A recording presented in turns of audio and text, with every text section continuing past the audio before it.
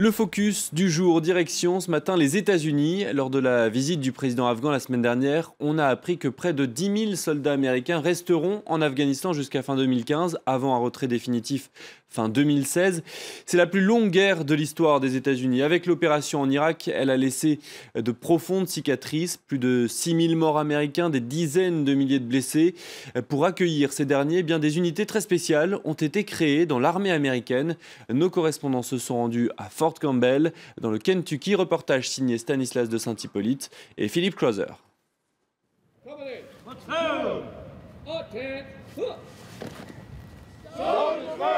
C'est l'autre visage de l'après-guerre, les cohortes de blessés de l'armée américaine.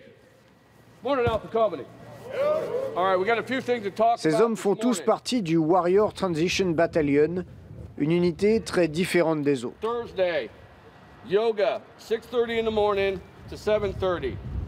Ici, chaque soldat a une mission, se rétablir, soit pour commencer une autre vie, comme le sergent Benson qui apprend le métier de cuisinier, soit pour retourner servir, comme le sergent Chamitoki, ce natif du Togo, devenu américain en entrant dans l'armée, a été blessé gravement à l'entraînement. J'avais les 2 jambes brisées, j'ai cru que tout était perdu, mais quand on m'a envoyé ici, ils ont pris soin de moi. Pourtant, au début, je n'arrivais pas à me tenir sur mes jambes plus de 10 minutes.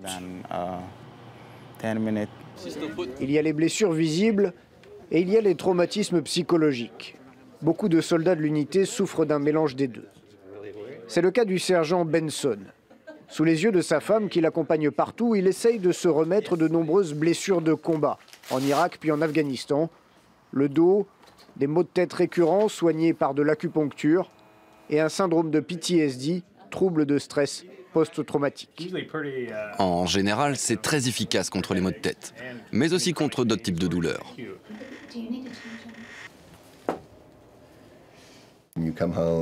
Quand vous rentrez et qu'on vous dit que vous ne pourrez plus jamais repartir, c'est comme si une petite part en vous se déchirait à jamais.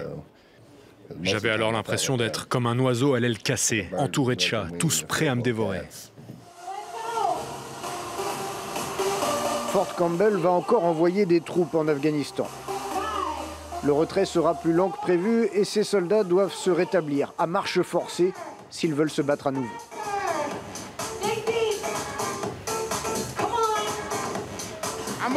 Ça se passe très bien, j'y arrive, je le sens là. Le sergent Chamitoki espère revenir dans les rangs dès cet été. C'est l'option retour, offerte par le bataillon, quand d'autres choisissent l'option sortie, reconversion vers une nouvelle vie. Là, je fais blanchir ces carottes pour qu'elles aient la bonne consistance avant de les rajouter dans le riz. Ça fait partie de mon plan de transition, c'est une thérapie pour moi. Ça fait plus d'1 an maintenant que je travaille avec le chef cuisinier. Cette cuisine, sur la base, c'est l'apprentissage d'un nouveau métier. Mais c'est aussi l'endroit pour réapprendre la vie sociale, l'activité pour échapper aux cauchemars récurrents du guerrier blessé. Ces cauchemars, ces idées noires, elles peuvent te voler une vie entière. Ça a été un gros problème ici à Fort Campbell. Ici, il y a eu beaucoup de suicides et de choses comme ça parce que les soldats n'arrivaient pas à trouver une porte de sortie à leur carrière de soldat, une transition vers une autre vie. Avec le temps, avec la fin des guerres en Irak et en Afghanistan, le type de blessures soignées ici a changé. Moins de blessures par balle, moins d'amputations et plus de blessures psychologiques. Les effectifs ont eux aussi évolué. Ils étaient près de 800 il y a 2 ans. Ils sont autour de 200 à être soignés ici aujourd'hui. À ce jour, 65 000 soldats sont passés par ces unités de transition. Près de la moitié d'entre eux ont pu reprendre leur service à plein temps. Voilà comment une nation reconnaissante montre qu'elle soutient ses soldats et qu'elle comprend bien toutes les choses qu'ils ont pu endurer. Des bataillons comme celui-ci, il y en a 25 à travers le pays. 4000 soldats au total, tous payés à pleine solde pour retrouver une vie normale. Entre l'Irak et l'Afghanistan, les États-Unis auront été en guerre pendant 15 ans. Il faudra du temps, une génération peut-être, pour laisser derrière les traumatismes de ces conflits.